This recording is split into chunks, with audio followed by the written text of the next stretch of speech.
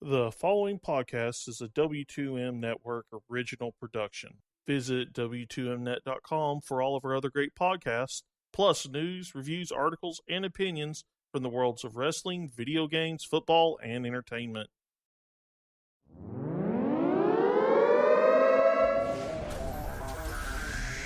Wrestling to the Max, Monday Night Raw, review.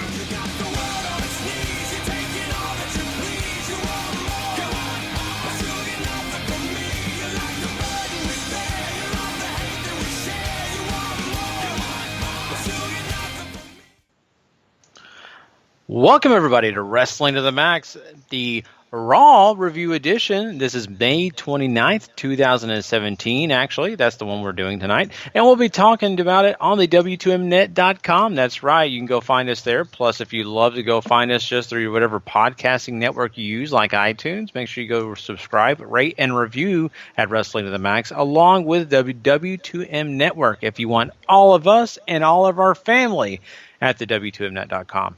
Appreciate everybody coming and joining us tonight. I am Gary Vaughan. Of course, with me is the Sean Garmer. What's up? And I am off mute.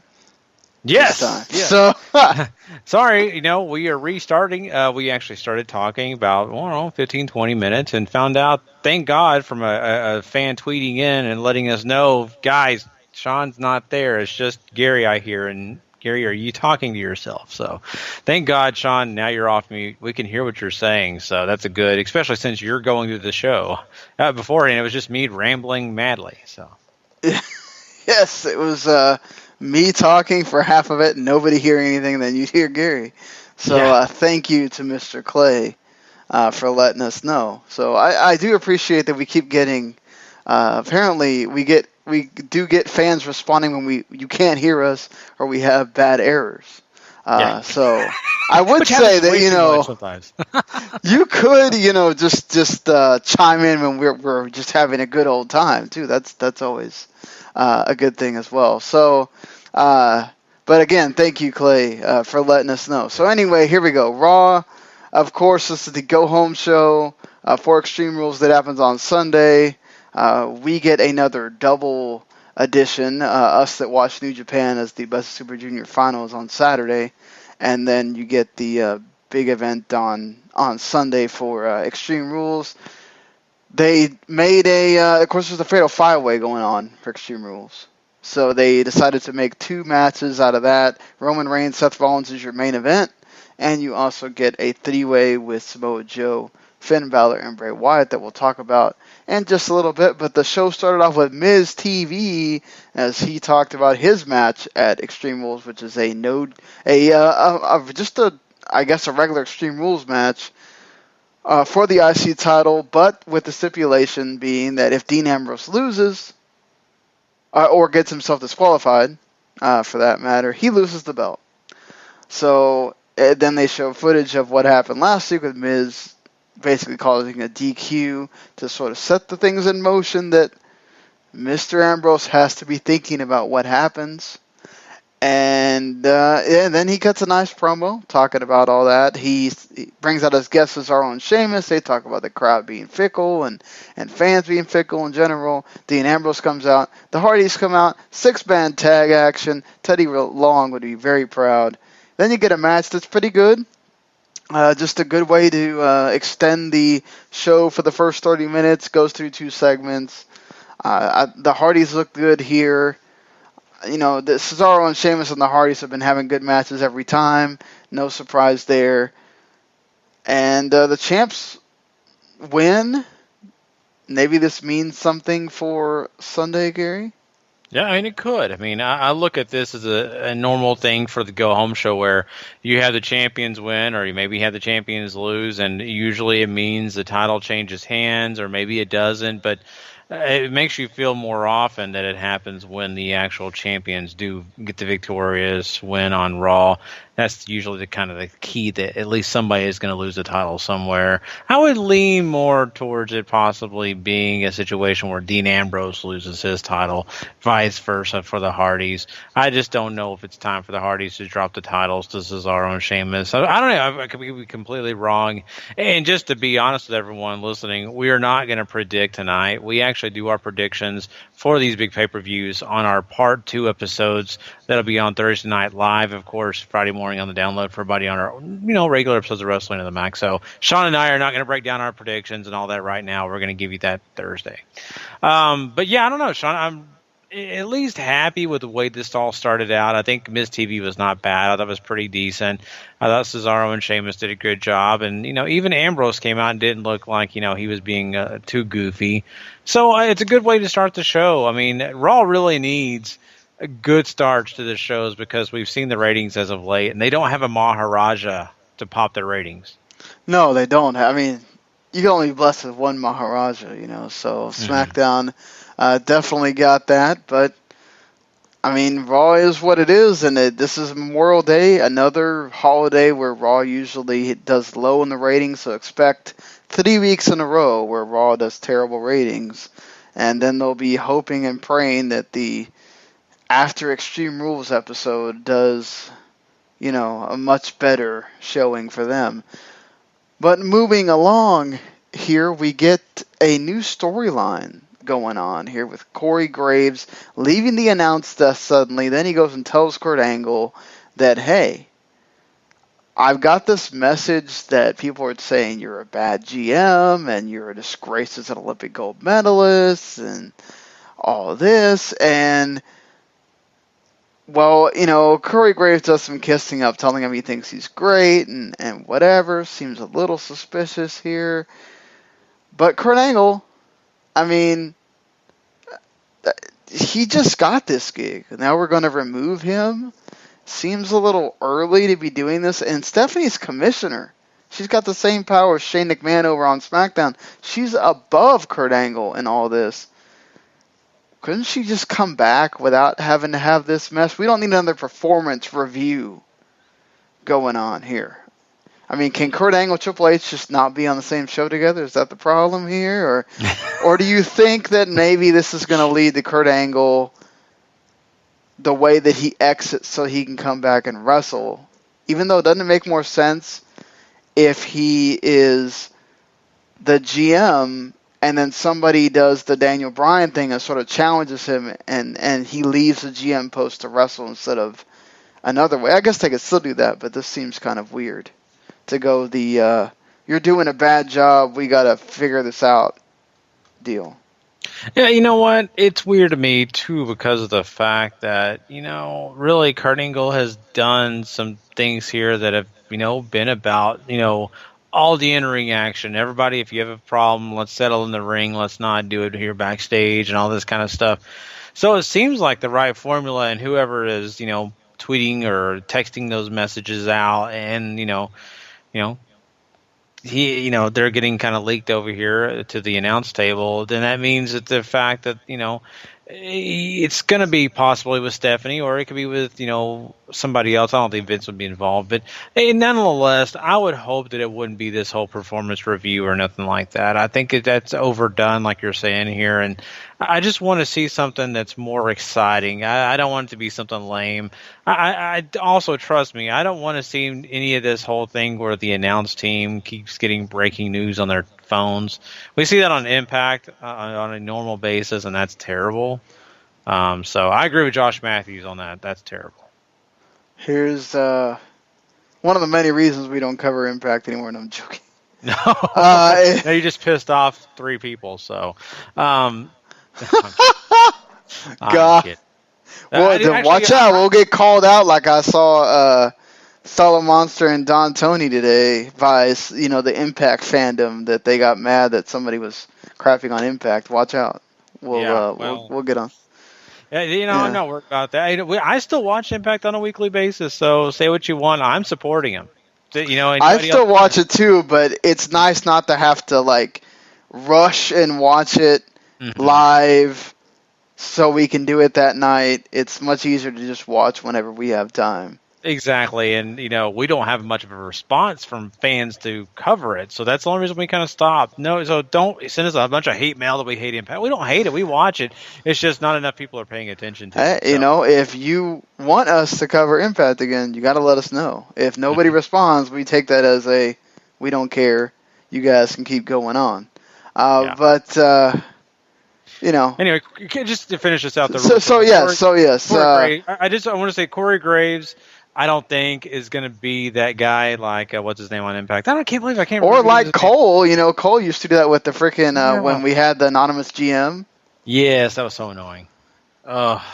So hopefully that doesn't become a normal thing. But I will say this, Sean. Don't you kind of appreciate the fact that Corey Graves is, getting a chance to really be featured even in this backstage segment? I think that shows how much they like him, and I think it also makes sense for him to do that, not Booker T or even Michael Cole. It makes more sense for Corey Graves. So I'm okay with that part of it. And I do want to see where this Kurt Angle thing goes, but I am a little bit freaked out like you. I don't need another performance review. Let's just do this in a better way. If you want to get him in the ring, let's make it something serious. Let's make it more on that Daniel Bryan Miz level. Yeah, maybe. I hope that's what we get. But, like you said, Corey Graves is just so good at what he does. Him having multiple roles, I don't have a problem with that at all. So, moving on here, we do have the match between that I mentioned earlier, the three-way dance between Samoa Joe, Bray Wyatt, and Finn Balor. There is a little segment beforehand with Joe watching a monitor, but really this match was another good match. Joe getting just a clean win. He steals the pin on Bray Wyatt after Balor does a double stomp, so pretty heel way to get the win, but he does get that. Probably means he's not going to figure into the finish at Extreme Rules, but you never know. I just wish they wouldn't do that three-way formula so much. Like, you don't have to do the whole 2 guys are in there, 1 guy's on the floor, 2 guys are in there, 1 guy's on the floor thing. You can have them all 3 in there and doing stuff. But, again, This is the go home. I guess they don't want them doing too much crazy stuff. Yeah, and I think that's probably a part of it, and not only that, WWE gets so comfortable in doing just that whole formula. I think at the end of the day, though, I look at this match and say it was fun. They gave me something that was very entertaining, and I think all 3 guys, for the most part, came out of this looking like winners. I really do. I think Finn was able to look strong against 2 bigger guys. I think Bray Wyatt had his opportunities to really look like he could stand up to Joe. And Joe, come out of this as a victor, could possibly hinder maybe him winning. But I still say that he did not look bad at all. That's what's great about this. It was entertaining. I don't know. It was kind of weird because I really kind of came into this expecting to kind of be bored. I'd be honest with you. And I love all 3 of these guys. I really do. It's just that I did not expect anything great. And I actually came out of this saying, okay, hey, good job, guys. You kept my attention. Yes. That's the important part because there will certainly be segments later on that will not be keeping people's attention. And we'll get to that. But Rich Swann, of course, if you didn't know, Sasha Banks and Rich Swann will be taking on Alicia Fox and Noam Dar in a mixed tag match. So the cruiserweights and the ladies getting a match together. I don't know if this says anything about Sasha Banks being relegated to the sort of pre-show fodder-ish type deal. Or if it's good that they got her involved in something away from the champion, since they really don't have anything else going on besides Alexa and Bayley. Where do you fall on this? I mean, Rich Swann beats Noam Dar in about 3 minutes after Sasha Banks takes out Alicia Fox because she tried to distract the ref and Swann hit the Phoenix Splash. Your typical really, really short cruiserweight match on Raw, pretty much. But what do you think of them doing this match? Do you think it's good to have something like this, or is it just a bad thing for Sasha? It's weird to say. The one thing you will have to say is they're at least using Sasha, right? They're at least not having Monday Night Raw without her, and people are forgetting who she is. they're at least using her. I mean, Dana Brooke, have you seen her? No. Nope. Emma, do you see her? No, you don't. So that kind of puts you out of sight, out of mind. And in this case, you're still seeing Sasha. You're still thinking. But on the flip side of that coin, Sean, it's weird to say this, but she seems so much like a B-plus player now. She does not feel important. She does not feel like she really deserves or even belongs in the women's title hunt, even though that's really not true. It just seems that way, the way that they're putting her in this place, and it's helping Alicia Fox way more than it's helping Sasha, but maybe that's a good thing. I just kind of feel like if you're going to do these type of things where you're going to kind of rub 205 the right way by having a superstar show up that's not normally on that show and it's not a cruiserweight, make it more important to have a star that's winning or doing a lot of good things and more positive, because Sasha's about 50-50. I don't know that's such a ratings pop. I don't know that's going to get a lot of people caring to go check that show out. Now, you tell them that Seth Rollins is going to be on there and he's going to be taking Noam Dar on or something like that. Trust me, people are going to be tuning in. I want to see that. Or Finn Balor is going to, wrestle Rich Swann on 205. That you're going to get people tuning in to that network, at least that night.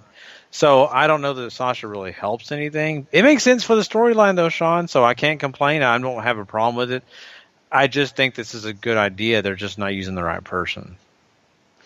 Yeah, it's just, this is still a lot of the Vince thing. We got to have my segment on 205. Have Alicia Fox involved doing something. But I think Alicia Fox actually, she works well with Noam as far as kind of giving him that sleazy character, whatever. It's just now I feel like I don't know that we needed that whole mess with all the stuff with Rich Swann beforehand,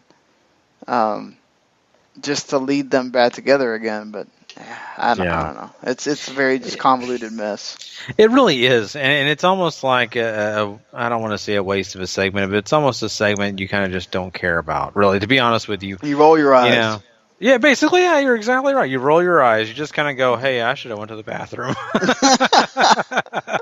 Next time, I know. Yeah, this is the part where exactly. I go. Man, I was hungry. I might as well get that sandwich made while this is going on. So. Hopefully better things for all of them. And I don't hate anybody involved. This is so uninviting to most people. So we'll see what happens here. So speaking of, I guess we might as well just get all this out of the way before we get to the two bigger segments. Speaking of a guy that should be on 205 and still isn't, Kalisto. He had a match last week with Apollo Crews. This week he has a match with Titus O'Neil. And Titus O'Neil wins. Of course, Titus had to grab the tights to get the win, and Apollo Crews points that out. Titus is so bad at wrestling. I'm sorry. He's just so bad at wrestling. And he doesn't need to wrestle. Just talk for Apollo Crews. That's all you got to do, man. That's it. I get it. Vince, you like the guy. Well, and it's surprising Vince still likes the guy, but, I will say this. He has actually been halfway entertaining being in that suit and really kind of pushing along Apollo Crews. I've actually kind of found him, halfway tolerable. He at least, makes sense, especially for the fact that they're not going to put him in a situation where he's going to go on a hot run. They're just not going to. Now, Apollo Crews, they may have hope for, they may really want to do something with him, but they've got to, pull something out of him that I don't think he's ready to have come out yet, and that's a huge personality. I don't think he just gets it just yet. So that's why you have Titus tied to him right now. You know what I will say about this match, Sean, is it wasn't that great. It was nothing special. It was, it was there. I know. It was just there, right? So the important thing here is Titus O'Neil proved a point. I'm smart. Hey, look at me. All I have to do is put on my weight on this guy, and he can't get his shoulders off the mat. There you go. See, Apollo? So, seriously, I know it sounds funny, but it's in a way, it's super intelligent after doing kind of a stupid thing. So I like that part of it. But, it is what it is, Sean. It's not anything great this is not a storyline that we're focusing on, right? This is like a pre-show kind of storyline.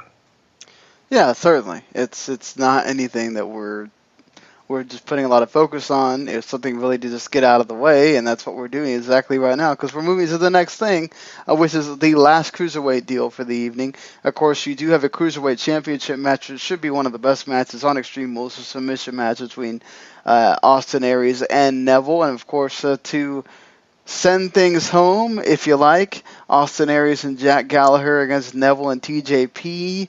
Aries misses Neville misses the Phoenix Splash, but Aries catches him in the last chancery, and Neville taps out for the visual that Neville will tap to something from Austin Aries. This match just wasn't really good, though, and it felt like it went on forever. We've seen this too many times. That's the biggest problem, Sean. We have seen this way too much. This is kind of like that point where we said, oh my God, how many times can we see, back in the day, Cesaro versus Sheamus, remember that? And how we never got out of that. And thank God that's over now. This is becoming that. I really do like the guys involved. I think Neville's great. I like Austin Aries, Gallagher. I mean, TJP is okay. But it's just, this is done way too much. They didn't need to do this again. And they could have saved this to 205 or whatever, because 205 is going to happen before Extreme Rules. So what was the purpose of having it here? I don't know. Yes, the biggest thing we got out of this is that Neville tapped, and it could happen Sunday. Grand. But I think you could add a shorter match. It wasn't a terrible match, but for me, Sean, I've seen it way too much.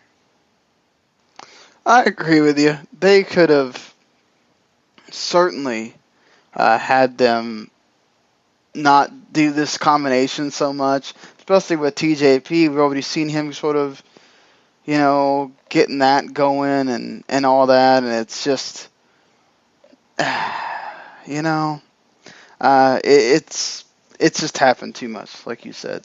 So it's weird to say too, because last week we got something a little bit different, which I was very appreciative. It wasn't TJP, it was someone else that was involved with Neville, so that was positive. But this is like, hey, we're just going to step back into the same realm and just do the same thing over and over again. So, I get it, it's Memorial Day. Maybe that's why they did it. We're working really hard, but they need to do better. 205 Live needs people to watch it. You've got to give them something to really be interested in. Yeah, this certainly was not it. The match was just there, really. Mm-hmm. But we do have Goldust cutting a promo on R-Truth. And I love these going back to old Goldust promos in the director's chair and everything. It's short and sweet, doesn't, go too much into things. R-Truth even shows up as well, so I'm fine with that. I do think that maybe, I know it's been a while. We did have a Goldust run without Marlena, and I understand that, but maybe you need to have Goldust with a new woman. Summer Rae's not doing anything. Does she still work for this company? Yes. I'm just being facetious here, but I mean, it's like, wow, that's a name you haven't heard in ages. That may be a good idea, honestly, Sean. It's better than Eva Marie. Oh yeah, definitely, 100%. I'm really digging this new rehash of Goldust, right? I mean, yes, it's classic Goldust, and that's what makes it special. It's like he never stopped doing it in a way, and that's what I appreciate. I think he's really kind of getting people that maybe have not known a lot about his, original character of Goldust to get a chance to know who he was, and that's cool, and it's new to them. I appreciate it. I'm excited about what they're going to do with it. Just even though it probably is not going to be a long-term thing, at least I can get a chance to relive it for this short term and just have a lot of fun. And I think Goldust, did a great job. I think R-Truth, his little vignette thing he did here was pretty good too. It was a little bit more funny. Although when the music and all that and the wording on the screen was up there and it's all 70s, I was kind of thinking it was, Rich Swann coming back or something, but it was, it was R-Truth. I mean, I was just like, oh, is this a Rich Swann music or something? But anyway, so, and not only that, R-Truth did, talk about one of my favorite movies, so I was completely happy with that. Pulp Fiction. Oh, can't go wrong about Pulp Fiction. So Nope. Yeah, you can talk about that for days, and it would be just fine. The Revival do appear, and they discuss Enzo's attack from last week. They run the footage back, and Dawson shows when they appeared, but they talk about, well, look, since we're top guys, we're always here because we work here. We don't have time to waste on bottom feeders like Enzo. Love the Revival here. Glad they're back. I wonder what this is going to be about, because Big Cass comes out before that Titus O'Neil match and yells at Corey Graves that, hey, are you trying to insinuate that I might have attacked my friend? As the world turns. Yeah. Now, you know what? And, at first I had that inkling in my mind last week that it was Kaz who attacked Enzo. And now that they're even more trying to show that it's not the Kaz, and they're trying to prove that it is the Revival, I kind of think it is Kaz even more now. I really do. And it may not be that way, but really, at this point, Sean, I'm looking at this as, we have Kaz as being the guy with the candlestick in the library. Yeah. Ooh. Did Colonel Mustard get involved here too? He could have been an accessory to this. Now we have to see this play out. Definitely need to see this play out. So, one of the hype things coming into this show was Alexa Bliss presenting Bayley, This Is Your Life, and boy, I could have done without this. This was just so bad. Absolutely horrible. Look, Alexa Bliss is wonderful on the microphone, but this was not funny at all. The crowd did not care. They chanted delete. They chanted what? They chanted this is boring. I don't know. Why did we pull out the Vince Russo kendo stick on a pole match? Okay. This was Vince Russo's territory right here.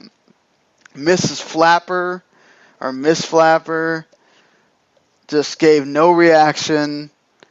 You have the friend that is pissed off because Bayley wanted to watch WWE instead of going out. And then you have the first boyfriend that, our first date was good. And then, the boyfriend, the ex-boyfriend and the best friend wind up together because she thought that he was like out of her league or something. Like, good God, you guys are adults now. Like, what? This is just horrible. At least Bayley got got a little bit of revenge here, but I don't know what she's supposed to be pissed about. This is just so bad.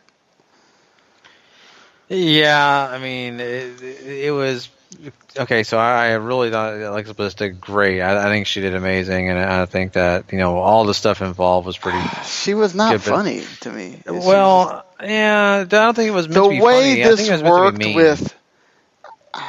It doesn't come off as mean either, because I don't care about any of the people that are involved in. Yeah. The people sucked. I mean, you're right. The people are awful. I mean, the reason that the thing with The Rock worked is because his insults were so great that thing just was awesome. Like, this was neither insulting to a point where it was great, or the people that she's doing anything with just give her nothing. So yeah, you'll never relive Foley doing The Rock's live. No one will ever do that.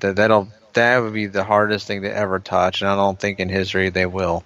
But I mean, I will say, I mean, it's about Alexa Bliss trying to be mean, and I think she did a great job. And when it comes to by herself putting it over, being a heel. But you're right, Miss Flapper, the rest of this gang, they just were just not great actors. They were just kind of ugh.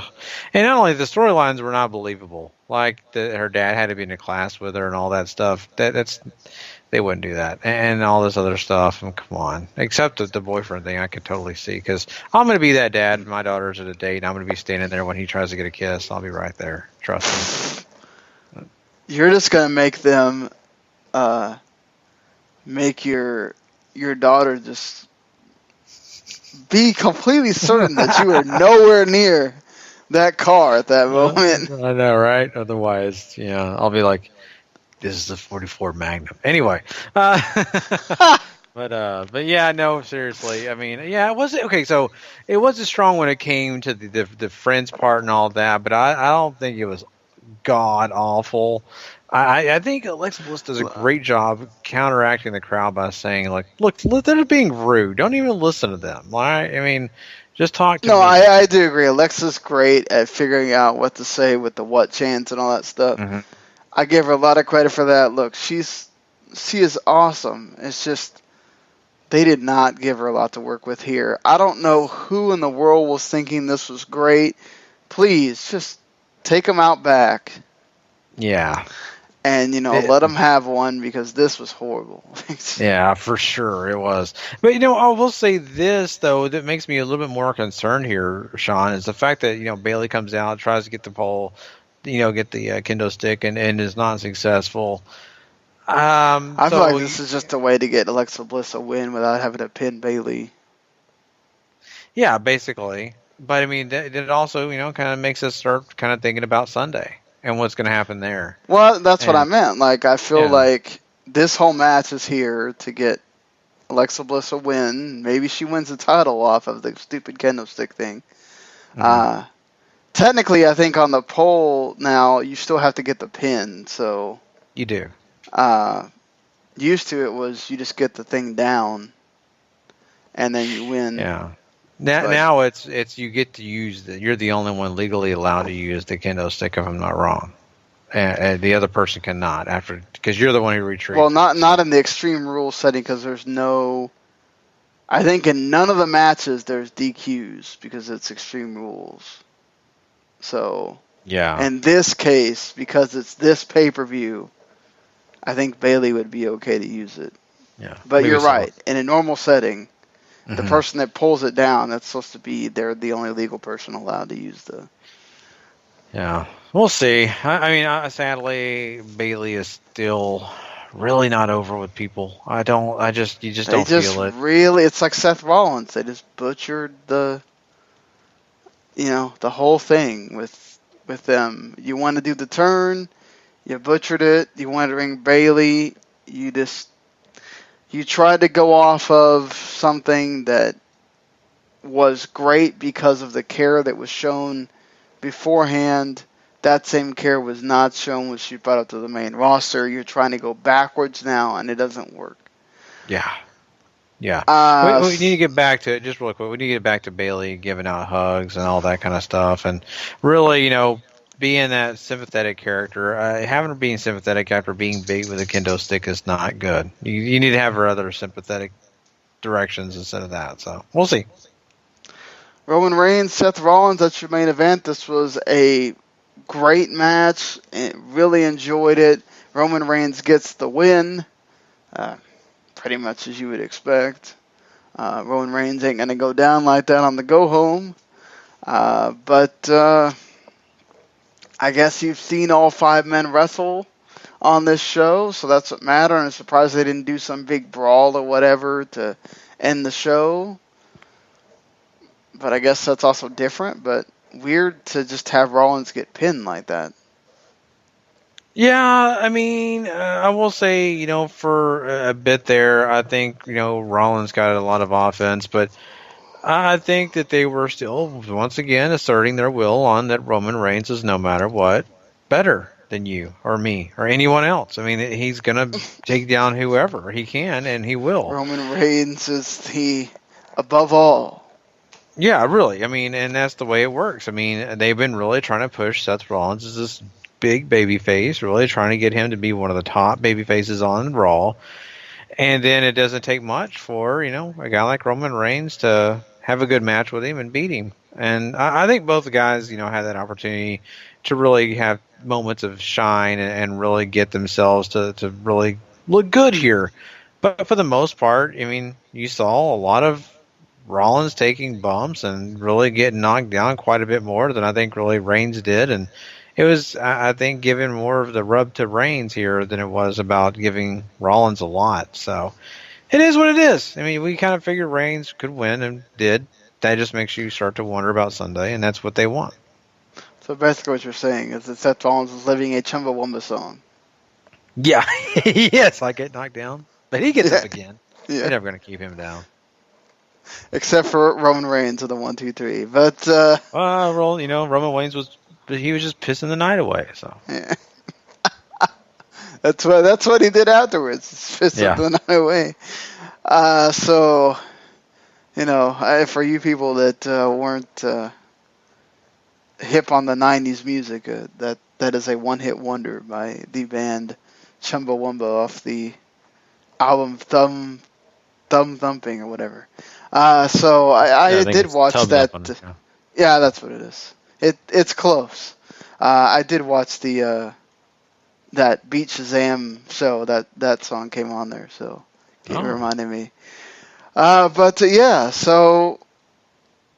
that's pretty much Raw for this evening here. So all we got to do is give it a rating.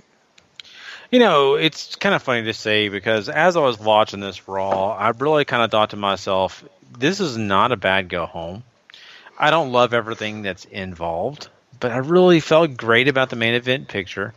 Weird to say this, but I think even the tag division looked decent here. I was kind of happy with what they had here, and I mean, I was halfway interested in what Ambrose and Miz is doing in the Intercontinental title situation. But yet, there was still not enough to really grab you and keep you just going, oh boy, this is amazing. I'm going to give it a 6, Sean. I just don't know if I could give it a 7. I'll give it a 6.5 for the good wrestling on the show. There was some good wrestling.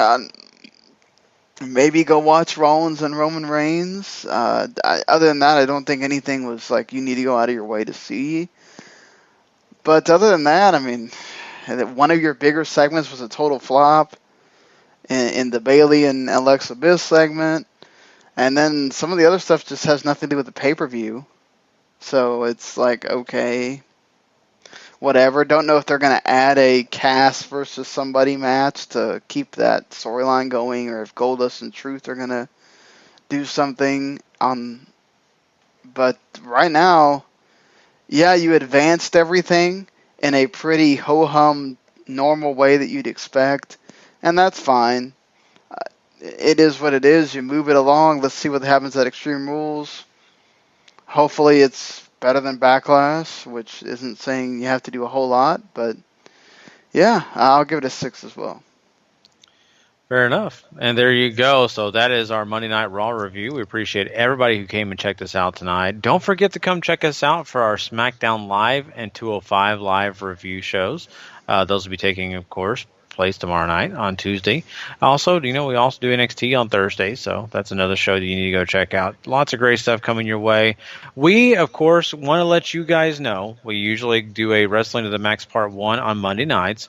Because of Memorial Day, because of a lot of personal stuff going on with us, we are going to actually push that back. That'll be on Tuesday night following that SmackDown Live review, and you're not going to want to miss it. We've got lots of great stuff to talk about. We're going to be talking Best of the Super Juniors, 5 nights of it that you're going to want to hear about. Plus, we're also going to be jumping into some Ring of Honor, post-World of Worlds, and, of course, all the great wrestling news that you haven't heard us talk about yet. We're going to be doing that there on that show as well. So lots of great content coming your way. Tuesday Night Live, of course, will be if you go and subscribe to Wrestling to the Max, it'll be available for you guys on Wednesday morning. So we appreciate you once again for joining us. We will see you guys later on. I'm Gary Vaughan. That is Mr. Sean Garmer. Peace. Later.